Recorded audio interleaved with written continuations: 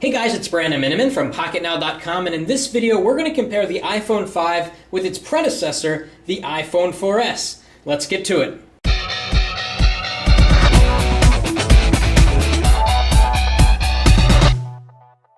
Okay, so lots to talk about here, and we're going to start with hardware. We're going to talk about specs, screen, speed of the device, how fast they are browsing the web, and also battery life. So let's talk about hardware first.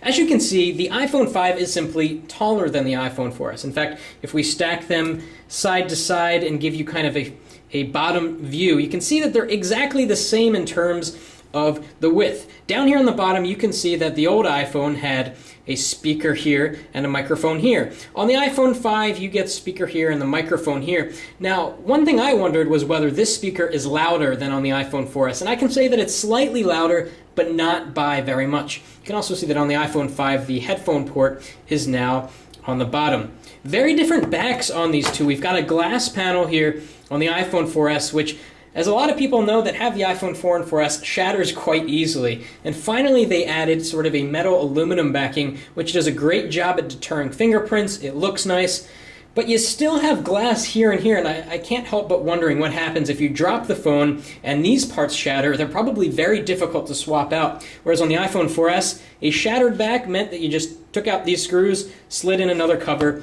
and you were good to go.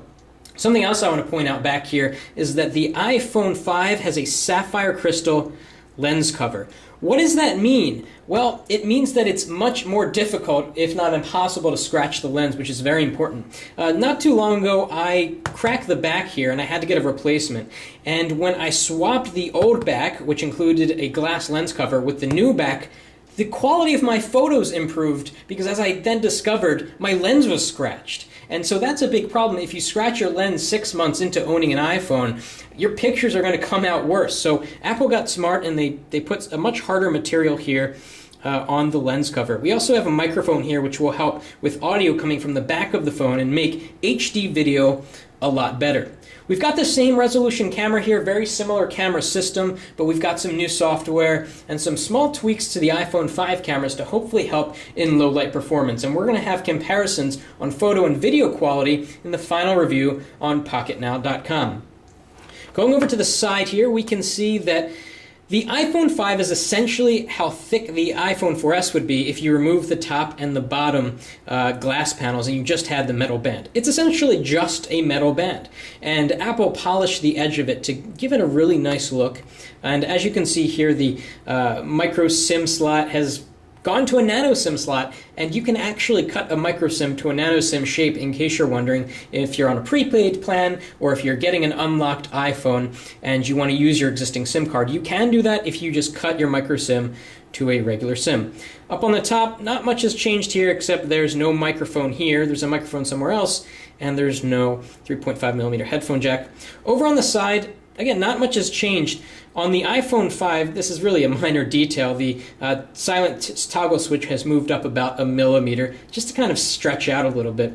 And beyond that, we still have the bands, although these bands are now color specific to whether you have the black phone or the white phone. Obviously they're white because this is the white iPhone 5. Now let's talk about specs with both of these. We've got a dual-core 800 megahertz or so processor on the Apple iPhone 4S, and on the Apple iPhone 5 we've got a 1 gigahertz dual-core processor with a smaller manufacturing process, which means that it should be more power efficient, and definitely it is smaller. And that's very important because Apple fit a lot of radios into this really small form factor, which actually feels, it's really hard to describe, it actually feels smaller than the iPhone 4S, even though it's taller. Now let's talk about other specs. The screen resolution has changed. 960 down by 640 across on the iPhone 4S. That was never a standard resolution. They didn't adhere to 720p or anything like that. And they didn't adhere to 720p with the iPhone 5. We've got a really weird 1166 resolution, or 1136 resolution, again a really weird number that's hard to remember, by that same 640. So as we're going to see in a few minutes, there are apps that really don't work to the full screen size. So you get a lot of apps that kind of hover in the middle of the screen, which really isn't that big of a deal, and apps will be updated in the near future to take advantage of the higher screen res. Now, Apple claims that this screen is the best screen on the market, that has better color saturation. Is that the truth? Well, let's see. So we're going to unlock, and both of these devices have nothing running, as you can see. So we're going to do some speed tests, but first, a note on the quality of the screens. And in the unboxing, I showed you the Photos icon. So here it is on the iPhone 5, and then look at it on the iPhone 4S up here.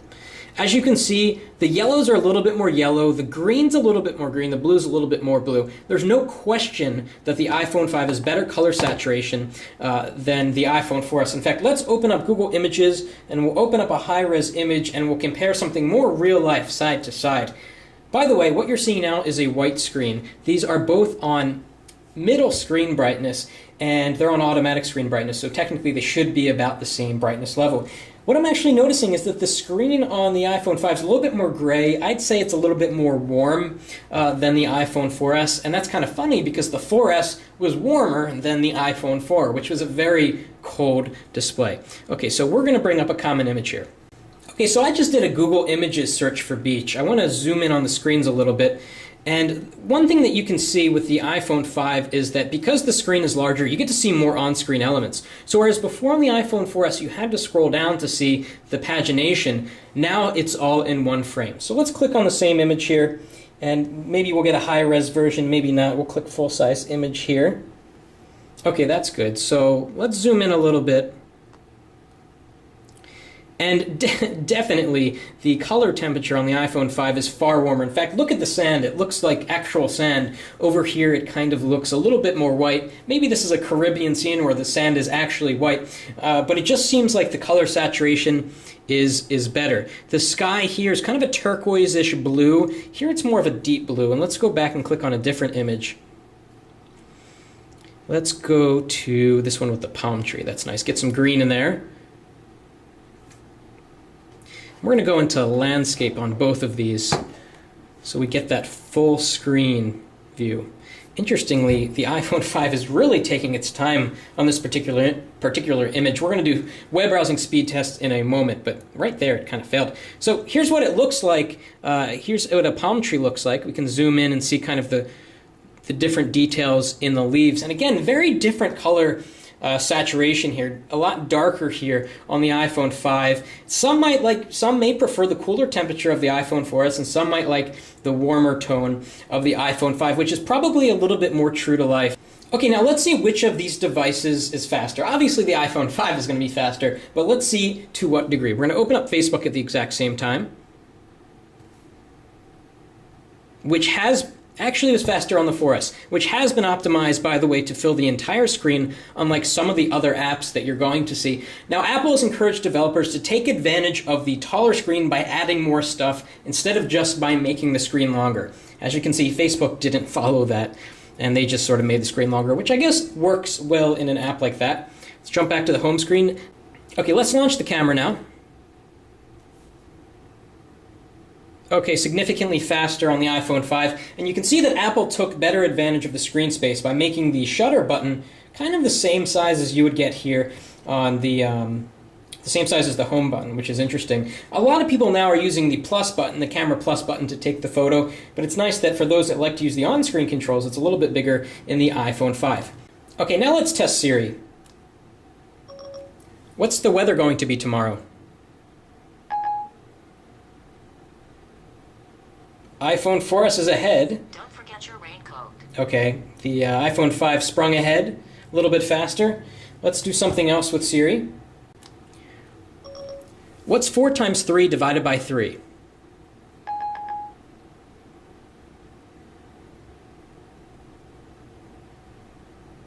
This might answer your question. Okay, so the iPhone 5 coming out slightly ahead, although interestingly the iPhone 4S converted it faster, but the 5 answered the question just a little bit faster. So let's continue opening up stuff. So we're going to open up settings here. A little bit faster on the 5, but really barely. Let's open up a third-party app, New York Times app. We'll open up Newsstand. And by the way, folders. Open up slightly faster on the iPhone 5, but they still haven't changed that, and that's kind of unfortunate. And Android folders open just so fast, it's awesome. in iOS, it's always been that little slowness. So we're going to tap on New York Times here, have it open. This has been optimized for the full screen size. This opened a lot quicker than the iPhone 4S. Okay, let's open speedtest.net. It's another third-party app. Hasn't been updated for the taller display, as you're going to see in a sec. Well, identical. And as you can see, this is what happens in the iPhone 5 when it's not optimized. You get black bars. It's not that big of a deal. Some people say you should get the black iPhone because it's less apparent. I don't really notice the difference. I kind of wish that Apple had brought this to the bottom, though, so it's closer to the bottom of the phone, so when you're typing, it's more comfortable. Now let's do a Wi-Fi test. Over the same exact Wi-Fi network, we'll be kind of competing with each other. Okay, faster ping on the 4S, faster download on the 4S, faster upload on the 5. So that was interesting. Really inconclusive there. And finally, let's open another third-party app. Let's just open the Apple Store. You know, Apple should tell their own developers to optimize for the new iPhone 5s, because this is not yet, and it's the most up-to-date. Okay, now let's do the all-important web browsing speed test. We'll launch Safari, see which opens faster. About the same there. We're going to go into Favorites. Favorites opened about the same. We're going to go to Pocket Now. And iPhone 5 got there a little bit faster, not by much. Scroll to the bottom, go to the desktop site here. Something a little bit more intense, if I can get it at the same time. Oops, it's not so easy.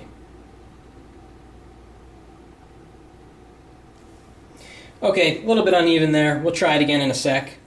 Okay, so the iPhone 5 is already done there.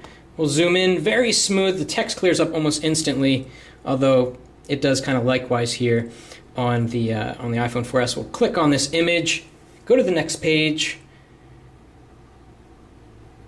iPhone 5 finished. iPhone 5 just has incredible web browsing performance. I can't wait to see how it stacks up against the Galaxy S3. Let's see how long it takes this video to load. It's a YouTube video. Hey guys, it's Brandon from PocketNow.com. The iPhone Another press, maybe? This video, we're going to unbox it, then I'm going to give you some first impressions. Let's go!